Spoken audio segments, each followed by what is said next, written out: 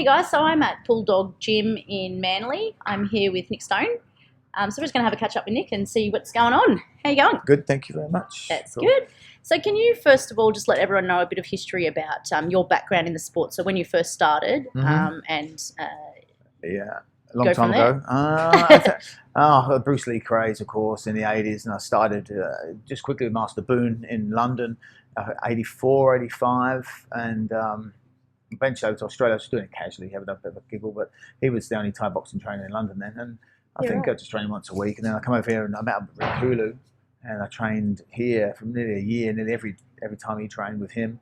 That what really got my edge into it. Then I had in '86, I think I had my first couple of fights in Australia. I fought Grant Barker, my first fight, and lost against him. And I fought another guy. Then I went to Thailand on the way home at the end of '86 and went to City of Tom. My mate wrote me a letter. This is the days before the internet and mobile phones and stuff, of course. He wrote me a letter from London saying, you've got to go to this camp called City of Tom, which everybody's been to now, of course, you know. But in '86, it was snaky and no water there. And it was a good time. And I spent a couple of months there, and it's just mad. It just made me, give me the love of Thai boxing as I've got now. And after that, I went back to England, and I just wanted to get knowledge. So in the late 80s, I just trained with Master Woody and Master Toddy. And then we used to travel over to Amsterdam, train at Chakariki and Voss and stuff, just and stay there for weekends and train with those guys, which is pretty good. And then I come back to Australia and then come back. And then I ended up back in Australia. I started my own clubs in England. Because there's no one else doing it in my area, and I had a few good fighters out, started promoting and stuff. Then I moved over in 1990, come on the special skills scheme. I lived in Melbourne for a year, and I was training Bob Jones's guys, and then fighting a bit in Melbourne, and won an Australian title and a couple of other little things, fighting. Then I moved to Sydney at the end of '90, and started Bulldog really 1991, and I've lived in Sydney ever since. And I got married then to my Australian wife, and about '95, and then it's just been all uphill from then. Yeah, that's awesome. That's cool. So when you first started the gym back then, what was the sport like back then? Well, it's really in its infancy, really, in the early 90s. I think there's a lot of kickboxing about. There's hardly any Thai boxing. I was doing a little bit in Perth. There wasn't many Thai trainers around. There's one in Sydney. I think it's Sung Doi in Sydney was around then. Colin Holland and that. A lot of people were still doing just kickboxing. And as I started above the waist and stuff, kind of fighting. Then it gathered momentum in the early 90s. And I think I was one of the forerunners of that. And I helped push it along a fair bit, by promoting it and, getting my guys fighting all around Australia and stuff. So ever since then, it's gained momentum and it's been going in the right direction. It's much bigger now than it was in those days, 25 years ago. It's grown hugely in those. There was no full-time schools, and now there's full-time schools everywhere. Everybody's got a full-time school. There's loads and loads in this area too. So yeah, it's gained huge momentum, and the advent of MMA in the past 10 years has pushed it forward as well. It kind of took a nosedive, I think, about 10 years ago. Everybody's doing MMA and Brazilian Jiu-Jitsu, and now people realise that striking is probably more important in a real fight than wrestling. They're picking up their Thai boxing game and going to seek out good Thai boxing gyms. Yeah, you do notice that now that you see a lot of the guys in MMA that are not changing gyms but going to specifically for Muay Thai training, which is really good. And boxing too took a huge nosedive, madly. The PCYCs were empty. And now there's a big resurgence now in boxing, just because everybody knows what boxing is. You go to the Congo or anywhere around the world, people know what boxing is. They don't know what MMA is or Brazilian Jiu-Jitsu, they know what boxing is. And but it's gained momentum, the white collar boxing and all this stuff like Whip to Warrior and stuff. It's big now. People are having to go, and fighting sports is on a lot of people's bucket lists. And before it was like, that's it. Don't want to do that. It's too hard. Well, why would I want to do that? That's right. Yeah. Yeah, that's cool. So you also run promotions yourself. When did you first have your first show? Oh, mate, I've done 56 now, 56 different shows. I started doing a little thing called Kings of the Square Ring. I did a couple in England, and they've always, number one rule making us doing a show is to make money, right? No two ways about it. You've got to make some money, because it's bloody hard work matching the fights up and getting everything together, and it can go wrong. And you lose your dough at the end of it. And that's not funny, So just you've got to make money and got to promote the sport at the same time, which is the hard thing. And get your fighters out there and get them titles and get them good opponents and stuff. But it is a money-making venture, rule number one for me. And I've always done nice little shows, amateur shows, where I haven't had to spend out too much money, and to make a little bit of a profit if you can, without minimising the risk. That's the idea. Like doing pro shows and things like that, we just, I just can't do it because there's so many pitfalls. It's too expensive. But I used to do Kings of the Square Ring. It's my idea in Sydney. I did about 25 of those. Oh, nice. And I used to mix up even Taekwondo, Jiu-Jitsu, MMA, boxing, Thai boxing, kickboxing, karate, and just to get all the different people in. Was my idea at the same hall on one night to watch, martial arts and fighting. But now I just do my shows called War on the North Shore, because where I lived on the North Shore, and we just stick to Thai boxing now. Really, don't do anything else now. With the advent of the combat sports, you can't mix up boxing and Thai boxing anymore. So I'll just stick to Thai boxing. That's all we do. Maybe a little bit of K1 thrown in, of course, because it's still very popular now. In Sydney, and K1, so it should be, because it's it's huge in China and Japan, where all the good work is. Yeah, that's it. And Europe, of course. So you got to do both, I think. A lot of gyms just stick to Muay Thai. It's fair enough. I've always been swing between the two, because when you got fighters like Steve McKinnon and the boys like that, that's what they have to fight. That's it. Yeah, when they get to that level. Yeah, you got to negotiate with people, and you got to fight their rules. And that's the way it goes. So you got to do it. Got to adapt a bit. Yeah, and because and to get international fights too, that they are so big in K1 overseas. Right, you can't turn around. This guy's going, no, we're Indian Muay Thai. Yeah. Because you're not going to get anywhere doing that. Yeah. But I understand people want to keep it pure. That's fine. But no, I'm quite open to different ideas. And boxing too. Some of my guys box too, just straight out boxing, and that's good. But MMA, no, we don't swing in that direction. Yeah. Just striking. Have you yourself fought in any other discipline other than Muay Thai or no, I've done a bit of boxing, done Thai boxing. I've done above the waist kickboxing. I've done a bit of Kyokushin in England, but just and Kung Fu over here. I fought in a Kung Fu tournament once, no punch in the face, a bare fist, just for a laugh, and I won that. I was thrown in the last minute. That's another story. Be here for half an hour, that one. But I was thrown in at the last minute, and I won it, actually, the heavyweight division. Against a Hong Kong guy, But it was a funny old day. I didn't take my mouth guard, but I was a trainer. But I've done that and that, bit of boxing, and just mainly Thai boxing though, really. I've done Jiu-Jitsu for quite a few years. I wanted to learn that. Got my blue belt, but I just started getting too injured in doing Brazilian Jiu-Jitsu, and I thought, I'm getting too old for this now. I'm getting hurt, and when you're getting injured and you can't get out of bed like that in the morning, I just thought, I'm not going to get anywhere with this. I'm not going to fight it, so I just gave it up. Yeah, right. So I was actually thinking going the opposite way, because my joints have given up on me for Muay Thai. And I was thinking, I'll try Jiu-Jitsu. But I found it bad for me. Is that right? Just being a big as well, 100 kilos, and wrestling the heavyweights and then slamming you on the floor. Just for me, I'd had enough of the injuries, and I wasn't getting the pleasure for the pain. Like Thai boxing, I still do that every day. Always moving around, I'm fine. It doesn't hurt me. I've had really no injuries in doing 30 years of Muay Thai. Yeah. Nothing serious. Nothing. Yeah. And it keeps me fairly fit and happy. When Jiu-Jitsu really wasn't doing it for me. In that sense. Yeah. And how did you find the transition from being a fighter to then becoming a trainer, and then the decision to retire? My goal was to be a trainer in the first place. Right. I had a few fights just to get knowledge. Yeah, and I did all right, as a fighter, but I wasn't no world beater. I was never going to get a world title or anything like that. And I did my last fight. I had a bit of a hard go, and I gave it up after I retired, because I got an Australian title. I'd won a couple of titles before that, but I wanted to get an Australian professional title or higher. But I was in my kind of getting to the end of my career, and I was fighting 21-year-olds. So you got to look at it. But I want to be a trainer, and to be a trainer, it's good to have as many fights as you can in different styles, and get feel the pain and the elation of winning, and the pain of losing and stuff. For me, it doesn't mean you have to be a good trainer to have a fight. There's a lot of good trainers out there that never had a fight. Yeah, it's cool. But for me, I just wanted to feel every side of the story. And also know what's going through the fighter's head when they're actually in the ring too. One big thing for me, I never wanted to be in that place where I'm in the corner of a fighter going, listen, you've got to do this, you've got to do that. And this guy's going down, and this guy's really tired in the 5th round, and him turn around at me and go, how do you know? You've never done it, mate. Yeah, And if that ever happened to me, I'd cringe, that'd be the end. But but I've been there in every facet of being knocked out, losing weight, fucking up weigh-ins, having sex the night before, and doing stupid things and going out the piss afterwards, and doing really stupid things. I've done all the stupid mistakes, and now I try and put it across to my fighters not to do those, and I can advise them, I've been knocked out, and I've knocked a lot of people out too. And that feeling of getting hammered, and it's your mistake, and you know it, and also that feeling of winning, I've been there, done that, and that's good to be a trainer, to be able to tell people that as well. I've done that story. Tell them a story worse than their story that they've had. They go, okay, I respect that. Because the fighting art, you know, That's of course, it. we're teaching, so you got to fight a little bit, you know, Yeah. in my point of view, you know. Yeah, especially that whole even after weigh-in, the recovery That's too. right, You know, people go out and eat, complete shit, and then Well, you wouldn't believe it. I managed a guy from Finland once, and he was eating a diet of M&Ms and stuff like that. And I was like, "Mate, you're not going to get any energy out of this. You're eating junk food. Eat healthy. Have this, have that." No, it's okay. I know what I'm doing. No, he didn't know what he was doing. Yeah. I mean, obviously, you can't. You can lead a horse to water. Yeah, but you can't make it drink sometimes. That's it. You know.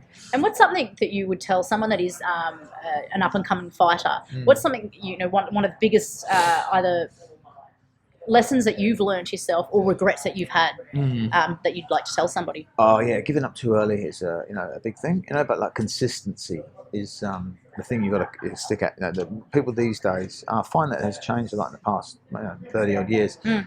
Consistency, people just want it now. You know what I mean? A lot of people are title hungry, trophy hunters, and they just want and if they lose, they won't come back. A lot of people, and so I don't push people into fights anymore. I don't ask people if they want to fight. I wait until they ask me, and they say, Nick, I'm interested in fighting. I go, right, okay, let's talk about it and get a plan going. But maybe years ago, I would have said, hey, Joe, come over here, mate. You're going to have your first fight soon. They go, what? And of course, they'd always say yes. But inside, they're saying no. Some people, and you'd never see them again. You know, so I learned that the hard way. Yeah, right. Yeah, that's good. So yeah, you learn by your own mistakes all the time, and other people's mistakes. You know, it's good to make mistakes myself. So I can put that across to other people. I've made every single mistake in the book when it comes to fighting and training and teaching and stuff. You know, but because teaching people, and especially a sport like this, it's very psychological. And people are very emotional beings, and you've got to get on the right side of everybody. Like, so I've got a group here of 15 guys, and we're sparring tonight. A lot of people here will be really worried and nervous about sparring. A lot of people won't. A lot of people from other gyms come down here to spar my guys. Okay. It's and you got to control all that and push people in the right direction and make sure he's fighting soon. Get them right. You know what I mean? Look now, they should know by now. It's 5:30. They should be shadowboxing more. They will sit around talking only because one reason. I'm not yelling at them. I haven't told them what to do yet. So I've got. Some fighters are like robots. I know I am. I can't do anything without the buzzer. So I'm going to go. Right, everybody start shadowboxing, but keep the noise down. Please, thank you. Silent mime shadowboxing. Go on, get warmed up. Yeah, cool. But yeah, you got to keep every facet of a fighter's life is you've got to control it a little bit, otherwise they won't get anywhere. They won't. They'll sit there and talk for half an hour and then look at me like, oh, what's happening tonight? Well, they know damn well they should be doing 5 rounds of shadowboxing. Right? Yeah. Anyway. I'm unfortunately one of those people. I think I'll do everything and I'll do it, but I always need to be told. You've got to be told that. But also when you come in, you're getting told all the time. So you do become like a bit of a machine in the gym, especially if you come training a lot. You know, I've got guys who've been here, they come every couple of days, every day for 8 years. That's a long time out of your life, you know what I mean? Yeah. So, That's it. It's good to keep control, but you got to get free thinking as well. You know what I mean? So, for sure. Anyway. Take a bit of ownership of their training too. Right. Yeah, that's right. Because if I didn't say 10 hill sprints afterwards, they wouldn't do it. Do your sit-ups, do your conditioning afterwards. You know? Yeah, because you can't be there, especially when you're running a gym. Another crew comes in, another lot comes out. They've got to do their extra 20 minutes. You have to write it down sometimes and put it on the wall and make them tick it off. Well, that's it. Yeah, they can visualize it. They never bloody do it. You know everybody's got their own thing. I pick a guy and I say, look, listen. You need to shadowbox at least another 10 minutes every day because you're really slow and beefy. You need to speed it up, and they get their little orders like that. Or you need to do more conditioning. You need to do more plyometrics. You need to run before you come training because you're just not fit, or after training. But they conveniently forget a fair bit. Yeah. So, but you can work on that. Yeah, good. Well, I won't take you too much time because you've got to. No, they're fine. Yeah, I've got plenty of times away. Oh, awesome. All right. So one thing I wanted to also get you to tell me about is about the gym. So with your gym, the progression of it from when you first started to where it's at now. Yeah. Well, I mean, just me, myself, or the whole chain of Bulldog gyms? Actually touch on both. So you yourself and then Well, because we've been doing it so long, I think we've got a lot of different Bulldog gyms around. And I think because we do things quite well, it's lasted. And we've got now 3rd or 4th generation gyms. Like, for instance, I train you train somebody else, and they've trained somebody else into trainer because it's been going for 30 years, or 25, 26, 28 years now, really. So that's the thing. It's gone on a long, long time. And a lot of people think, Bulldog. We've got, I think, at the moment, we've got Liverpool, Castle Hill, Balgowlah. We've got one in Calmamup in Perth, one in outside Perth. I can't remember the suburb now. We had one in the Gold Coast. We had one in Miami, Bateman's Bay. We had the Central Coast. Brisbane? Yeah, we've got one in Brisbane now with Steve Gunane. So they're everywhere. But Bulldog Gym is what we call, I call it a franchise. Yeah, Not right. a Because franchise. some people have asked me if it was a franchise, and I No, was like, I it's don't not. think it is. Yeah. A lot of people think I'm multi-millionaire and people give me loads of money for doing nothing, but I don't. It's not like that. I'd rather it work as a franchise than a franchise because, like, for instance, say me and Stu, right? We're best friends. Our kids hang together, their wives hang together, and all my good mates are in the gym. And I've met them through the days. You probably know that as yourself. But Stu's been paying me for years and years to train him, and then at the end of his fight career, he starts up Bulldog Gym Castle Hill, and I say, right, Stu, I'm going to hit you up for $80 a week, you know what I mean, or whatever. And he says, oh, you know, what do I get that for? But the thing is, he's paid me, so we just stay mates. He helps me, I help him, and he sends me fighters, I give him fighters. We do a seminar, we help each other, but we stay friends, and that's really important in this game because a lot of people just go, see you later. When it comes to coin, people just, you know, they disappear, you know. So I mean, but then again, if you train someone with Bulldog and then they start another Bulldog gym somewhere, but I haven't trained them personally, then there's a little fee, but just a little fee, $20 a week, right? That's nothing. Right, $80 a month, and that's just to use our name, right? Because you start a Bulldog gym, it's instant credibility. You see, as soon as you start Bulldog anywhere, people go, "Oh, they're Bulldog gym. They must know what they're doing." And that's how I wanted it to be. Yeah, that's good. As I'm at that level, you know. I mean, but on another tip, just my Bulldog gym Manly. So basically, if I train first generation people, we're fine. We're mates. If they train somebody else they want to start their own gym, then that's they have to pay a little fee. But yeah, that's cool. You know what I mean? Yeah. But we've only got 2 of those at the moment. All the rest are just guys that I've trained. But I mean, I'm not actively pushing Bulldog Gym to open. It's just the opportunity. If someone says, "Hey Nick, you know, I've been doing this for like 10 years. I want to start my own school. It's like a bit of money earned." Great, they can do it. I've got a few guys here like who could quite able and been here long enough and had enough fights to start their own school. You know, they've all trained in Thailand. They've been here for 5 years. They've done gradings. They've done everything. They've fought and trained, so they could do it. You know, but my gym here, we just started from teaching in the early 90s to just teaching a couple of halls. I had one here, one in the city, one around the corner in Hornsby, like about 20 minutes drive. Were they just sort of like PCYC halls kind of things? And then I closed it all down and had my first gym's about a third of the size of this place. Up the road in Brookvale, and then I closed that down. Got a slightly bigger place just up in Balgowlah, and then I got this place. We was at the peak of it here. And this was a very expensive gym, like 17 years ago when we got this place. Yeah, right. I've been paying rent for 17 years in this guy. I wish I could afford it. You can't afford it. That's but and then we've just gone better and better and bigger and bigger. So we've had the slumps and ups and downs. It past 10 years has been like that, but really constant. So it's a hard thing. We've had some hard months. Like this winter's been quite hard actually. With student retention's always a hard one. You know. Because people are very fickle. They just don't want to come in. You know? They disappear in winter. It's too cold and stuff like that. You know? But it's okay. I'm just about eager living out of it. So it makes me happy. That's good. That's what you want, isn't it? That's right. What have you got? Any sort of future goals or plans for this gym here? I've got to admit, it was up for sale a while ago. Yeah, right. Just to see if I could sell it. So. But I didn't really want to get out because I've got nothing else to do. I was going to say, what would you? I've got nothing else to do, and I'm 54 now. So I kind of thought, well, what else am I going to do? I'd like to sort of, do something else like building, or buy an old place and do it up. I've done that once. We used to bought an old church down in the country, and we renovated it and we rented it out.